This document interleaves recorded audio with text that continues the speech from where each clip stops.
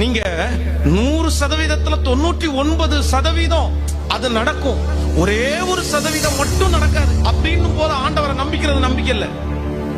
99% நடக்காது, ஆனா அந்த 1% ஆண்டவர் நினைச்சா நடக்கும் நினைக்கிறீங்கல்ல, அப்ப நம்பணும் ஆண்டவருடைய பிள்ளை. அததான் ஆண்டவர் எதிர்பார்க்கிறார்.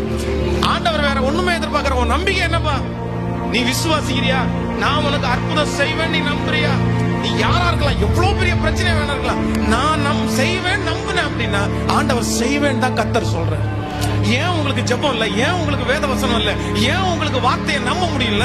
உங்களுக்குள்ள நிறைய பேருக்குள்ள நம்பிக்கையே இல்லையே, நம்பிக்கையே இல்லையே. அவன் சொல்ற, நான் முன்பாக போனாலும் அவர் இல்லை, நான் பின்பாக கிரியை செய்தும் அவரை காணேன், ஆனாலும் நான் போகும் வழியை அவர் அறிவார், அவர் என்னை சோதித்த பிறகு நான் பொன்னாக விளங்குவேன். அந்த நம்பிக்கை தான் ஆண்டவர் எதிர்பார்க்கும் உங்களுக்கு.